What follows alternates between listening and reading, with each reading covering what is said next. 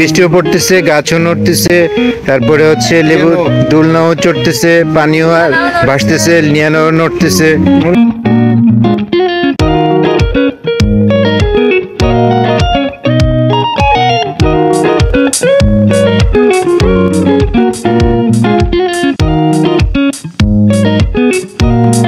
Bashir tourist ট্রাভেলে আপনাদের স্বাগতম। শুরুতেই যারা আমার ভিডিও নিয়মিত দেখেন তাদের প্রতি কৃতজ্ঞতা।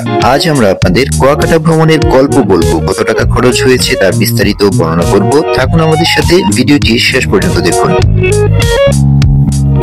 নদীমাতৃক বাংলাদেশে যারা নৌকা ও লঞ্চ চড়তে ভালোবাসেন, আরামদায়ক ও নিরাপদ ভ্রমণ করতে চান, তাদের জন্য কুয়াকাটা ভ্রমণে ঢাকা সদরঘাট থেকে ছেড়ে আসা রাঙাবালি খেপুপাড়া এমভি জামাল আর হচ্ছে একমাত্র কুয়াকাটার লঞ্চ। রাত 7টা থেকে 8টার মধ্যে সদরঘাট থেকে ছেড়ে আসা এই লঞ্চের ভাড়ার তালিকা যোগাযোগের নাম্বার ডেস্কবোর্ডে দেয়া আছে। আমাদের অবস্থান চাঁদপুরে।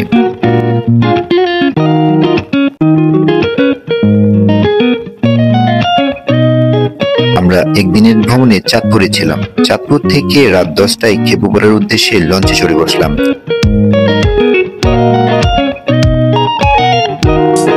রাতে নদীর দুই পাশে সৌন্দর্য উপভোগ করতে না পারলেও আকাশ ভালো থাকায় নদী ও চাঁদের সৌন্দর্য উপভোগ করলাম। রাতের নিস্তব্ধতার পর সকালে চোখ খুলে দেখলাম আমরা আউলিয়া ঘাটে পৌঁছে গেছি।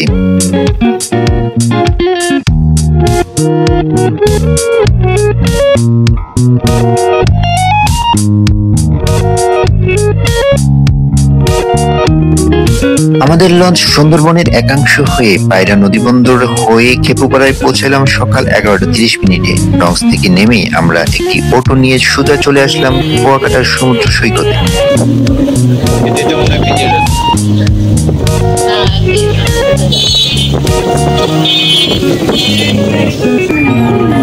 এই যে আমরা চলে এসেছি কুয়াকাটা বিচে।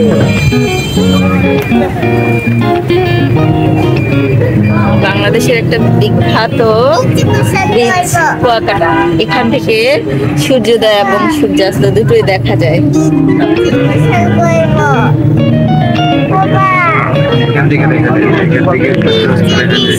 এখান থেকে সূর্যাস্ত আর সূর্যোদয় কোথেকে দেখা যায়? সামনে আরেকটা পয়েন্ট থেকে। কুয়াকাটা বিচের 2টা পয়েন্ট থেকে আমরা সূর্যোদয় এবং সূর্যাস্ত দেখতে পারবো।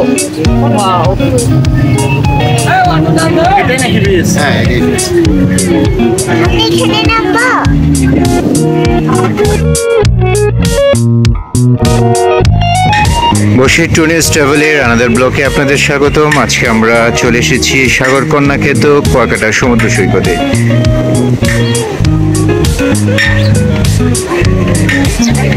কুয়াকাটা সমুদ্র সৈকত হচ্ছে সেই সৈকত যেখানে একই সাথে সূর্যোদয় এবং সূর্যাস্ত দেখা যায়। পাশাপাশি কুয়াকাটা ভ্রমণে আপনি দেখতে পারবেন সুন্দরবনের একটি অংশ ফাতচার বন, তাছাড়া বিজয়চর, কাকড়াচর, সুটকিপল্লী, তাছাড়া কুয়াকাটার রয়েছে বেশ কিছু দর্শনীয় স্থান, যে ঘোড়ার রাইড চড়তে পারবেন। কক্সবাজারে যেই রাইডগুলো রয়েছে সেই রাইডগুলো সহ চড়তে পারবেন।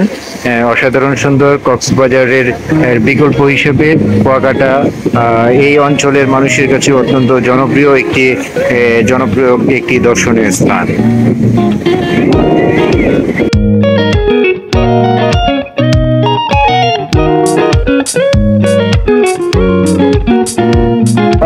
মনোযোগ দিয়ে ওনার বা পালনের জন্য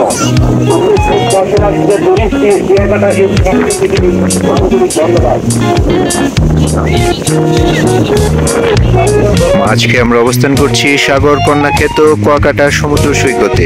সমুদ্র সৈকতের সুটকিপল্লী যাওয়ার যে পথ রয়েছে সেই পথের লেবু বাগানের যাওয়ার মাঝখানের এই জায়গাটাতে আমরা দাঁড়িয়েছি সমুদ্রের সৌন্দর্য উপভোগ করার জন্য। প্রিয় দর্শক, থাকুন আমাদের সাথে, ভিডিওটি শেষ পর্যন্ত দেখুন। কুয়াকাটা কিভাবে আসবেন, কত টাকা খরচ হবে তার বিস্তারিত আমরা আপনাদেরকে জানাবো। থাকুন আমাদের সাথে, ভিডিওটি শেষ পর্যন্ত। এটা হচ্ছে কুয়াকাটা লেবু বাগান।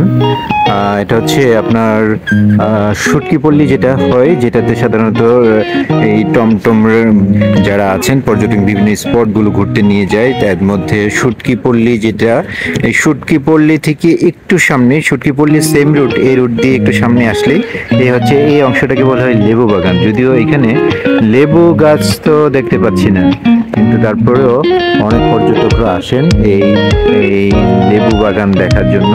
এখানে কতগুলো বাচ্চাদের খেলার জন্য খুব সুন্দর দোলনা, বাচ্চাদের হোক বড়রা হোক যে কেউ এখানে উঠতে পারবে, চড়তে পারবে, সুন্দর কিছু দোলনা সেট আপ করা আছে।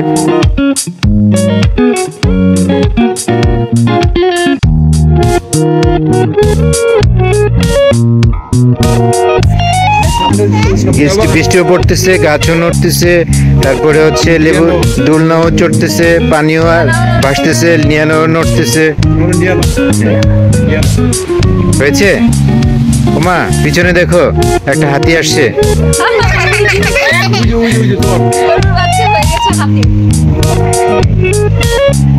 অসাধারণ সুন্দর লেবু বন। আমরা অবস্থান করছি লেবু বনে, যদিও এটি লেবু বন কিন্তু এখানে আসলে লেবুর কোনো সন্ধান নাই। এই হচ্ছে ফাত্রার বন, সুন্দরবনের একটি অংশ ফাত্রার বন। এই হচ্ছে বঙ্গোপসাগর, অসাধারণ সুন্দর কুয়াকাটা সমুদ্র সৈকতের আমরা এসেছি, কিন্তু বৈরী আবহাওয়ার কারণে আসলে আজকে পর্যটকদের উপস্থিতি অনেক কম। আমরা আসলে খুব দুঃখজনক বিষয়, আমরা এসেছি কিন্তু আজকে হচ্ছে সিগন্যাল নিম্নচাপের কারণে তৃতীয় সিগন্যাল চলতেছে, যার কারণে প্রচন্ড বৃষ্টিপাত হচ্ছে। গুড়ি গুড়ি বৃষ্টির মধ্যেও আমরা যেহেতু এসেছি তাই ব্রিজের পাড়ে ঘুরতে আসলাম।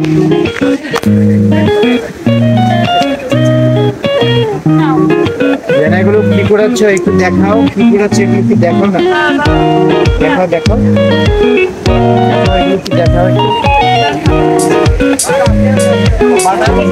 দেখাও দেখো তো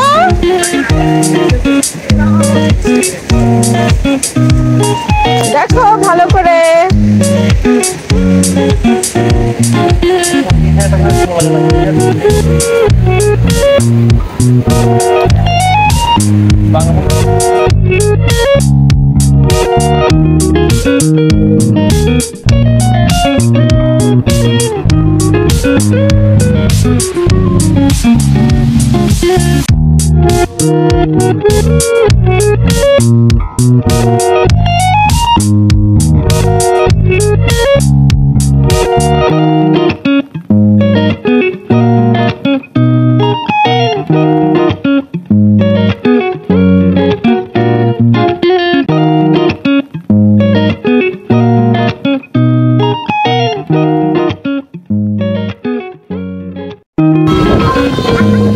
দেখছো তুমি তো শুয়ে আছো, ঘুমাচ্ছ, ঘুমাইলে কেমনি হবে?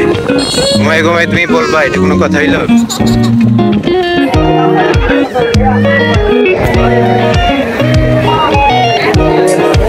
বাহ, এ কত বড় বাজার দেখছো। আজ খাওয়া শেষ হলে বসতে হবে। ওই যে চেয়ার খালি। এটা কি মাছ ভাই? এটা কি মাছ?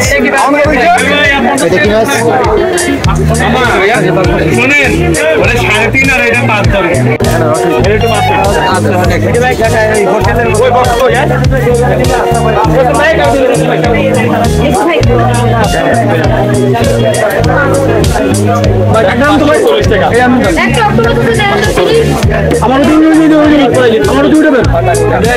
একটু দেখা তো ভাই,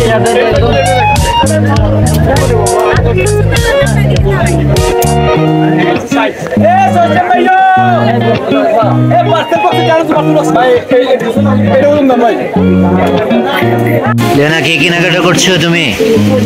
এটা কি নিচ্ছ? এই ক্লিপটা নিবা? ওয়াও, এটা কি নিয়েছো? সানগ্লাস আর কি এটা?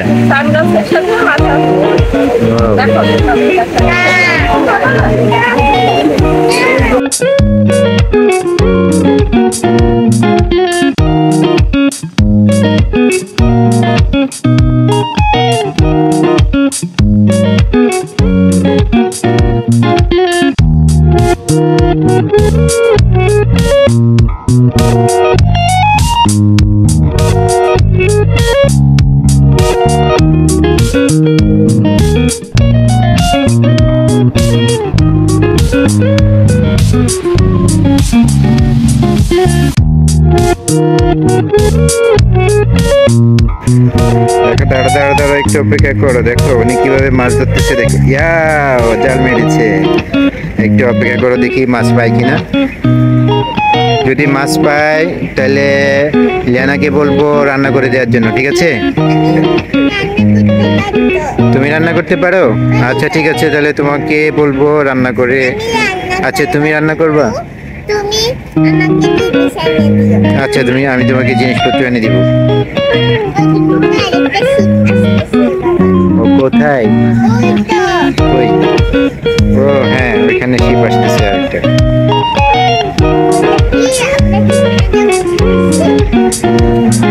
না, ওইখানকার শিপ।